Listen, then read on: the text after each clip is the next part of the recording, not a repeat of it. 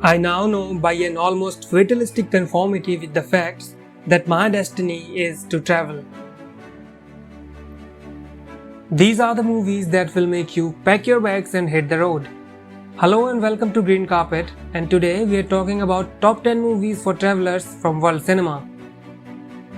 But before we begin, bringing you these videos takes a lot of hard work and research, so support us by subscribing and sharing it anywhere you can. Number 10. Hunt for the Wilderpeople. It's the kind of project that's difficult to describe without making it sound cliched and sentimental. It's another coming-of-age tale, this one of a troubled teenager finding his place in the world deep in the mountains, with a man who never thought he'd be a father figure. And yet Taika Waititi's film defies its convention through grounded characters, witty dialogue, compassionate filmmaking and inventive storytelling. Hunt for the Wilderpeople is consistently clever and even moving. It's proof that we'll keep listening to the familiar stories if they are this well told. Waititi's film never judges its characters. The film finds joy in scenes like the one in which he creates a fake Walkman and dances to the music in his head. There are so many minor beats that produce laughs and major moments that create surprising emotion. There's a great scene halfway through in which Heck and Ricky are high enough in the mountains that they can almost touch the sky, and Heck calls it majestical. It's not a real world, but we know what it means. It's the meaning that matters in Hunt for the Wilderpeople. It's a downright majestical movie. Number 9. Alice in the Cities. The 1970s was a time of significant transition for the countries of Western Europe. Nowhere was this more apparent than in West Germany, a country still recovering from the post-Second World War traumas of occupation, partition and socio-economic hardship.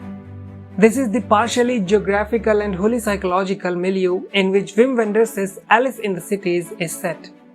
The two lead actors play out these conflicts and anxieties in a wonderfully subtle manner. As Alice, Rodlander is exceptional, with much of her character conveyed through body language as opposed to expository dialogue. Her reactions are almost a counter-narrative in their own right. In 2020, the era of Facebook and Instagram, that window would stay closed. A modern Philip and Alice plied with opportunities to experience an ever more mediated, colonized reality. Their whole road trip could have been avoided with an iPhone. Number 8. Thelma and Louise. Thelma and Louise is in the expansive, visionary tradition of the American road picture. It celebrates the myth of two carefree souls piling into a 1956 T-Bird and driving out of town to have some fun. What sets Thelma and Louise aside from the great central tradition of the road picture is that the heroes are women this time. Working-class girlfriends from a small Arkansas town, one a waitress, the other a housewife, both probably ready to describe themselves as utterly ordinary, both containing unexpected resources. This film shows a great sympathy for human comedy, however, and it's intriguing the way it helps us to understand what's going on inside the hearts of these two women, why they need to do what they do.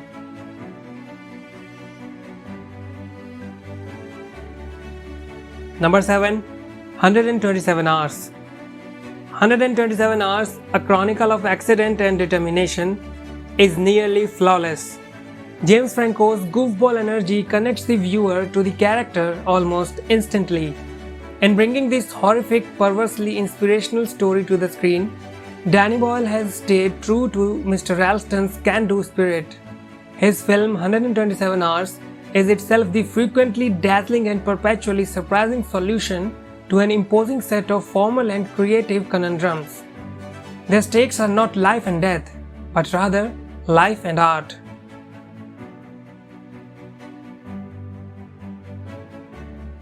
Number 6. Blue Skies, Green Waters, Red Earth. There is something in the very title that connects. For when was the last time we really saw the wide firmaments, the deep waters and the picturesque world around? Stuck within the four walls of our mechanical existences, the title beckons you to go out there on the road and explore. Explore the world outside and the more complex one inside. Nevertheless, the journey of self-introspection that also touches upon politics, love, friendship, family, religion, and revolution is one of the most intense coming-of-age movies in Malayalam. The film does not celebrate breathtaking locales, but rather focuses on the ride. This is one movie that delivers what it promises. On the road through and through, the film is a visual treat with riveting music and minimalist dialogue.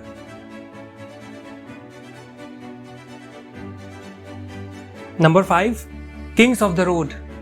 Kings of the Road is about Germany reconciling itself to its past.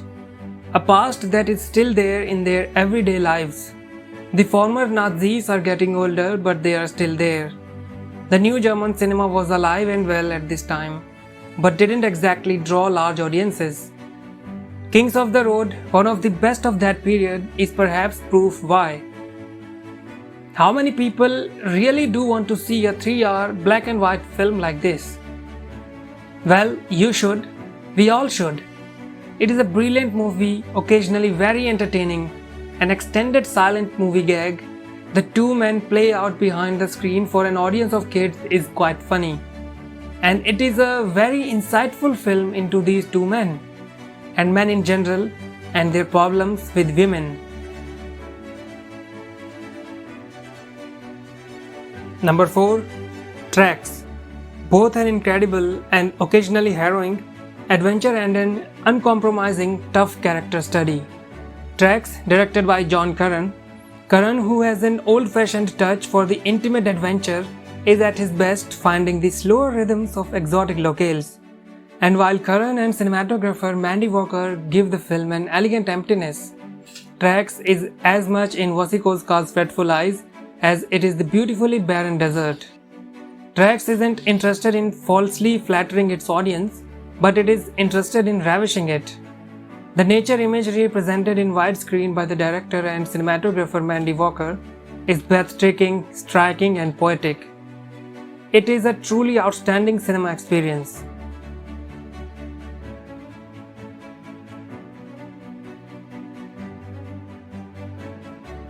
Number 3. Little Miss Sunshine. The first thing we see are the blue eyes of a little girl staring right at us so intently it seems she could peer right into our souls. A gentle family satire and a classical American road movie.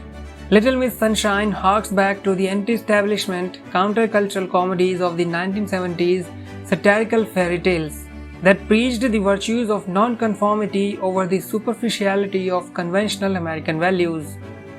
Little Miss Sunshine shows us a world in which there is a form, a brochure, a procedure, a job title, a diet, a step-by-step program, a career path, a prize, a retirement community to quantify, sort, categorize and process every human emotion or desire.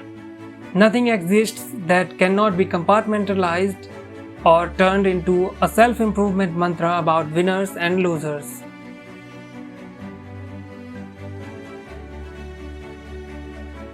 Number 2. Into the Wild. There is plenty of sorrow to be found in Into the Wild, directed by Sean Penn. The story begins with an unhappy family, proceeds through a series of encounters with the lonely and the lost, and ends in a senseless, premature death. But though the film's structure may be tragic, its spirit is anything but. It is infused with an expansive, almost giddy sense of possibility, and it communicates a pure, unaffected delight in open spaces, fresh air and bright sunshine. This is a reflective, regretful, serious film about a young man swept away by his uncompromising choices. Two of the more truthful statements in recent culture are that we need a little help from our friends, and that sometimes we must depend on the kindness of strangers. If you don't know those two things and accept them, you will end up eventually in a bus of one kind or another. The movie is so good partly because it means so much to its writer-director. It is a testament like the words that Christopher carved into planks in the wilderness. Into the Wild is a movie about the desire for freedom that feels in itself like the fulfillment of that desire. Number 1. The Motorcycle Diaries. The Motorcycle Diaries is a beautifully wrought account of the dawning of the social conscience of one of the 20th century's most romanticized revolutionaries. Brazilian director Walter Solis's best film to date reveals how an 8-month trip through South America in 1952 opened the eyes of 23-year-old upper-middle-class Argentinian medical student Ernesto Guevara, who a few years later emerged as the charismatic Che. Based on the books of Guevara and traveling companion Alberto Granado, this intelligently made picture is artful but not arty, political without being didactic. The film charts the two young men on their journey from Buenos Aires through Chile, Peru, and finally to Venezuela. A smart script by playwright and TV writer Jose Rivera provides just enough slowly accumulating intellectual heft to ensure that the audience always has something to chew on, while indicating the greater gravitas surely lies ahead. And while never descending into travelogue or exotica, Solis takes great advantage of the fact that the tale unfolds against a constantly changing backdrop of extraordinary locations that will be bracingly unfamiliar to most viewers. Almost in the manner of dramatized snapshots, the film attempts to recreate what Guevara and Granado saw and experienced, and thereby to provide an honest account for how the journey expanded in their minds and hearts.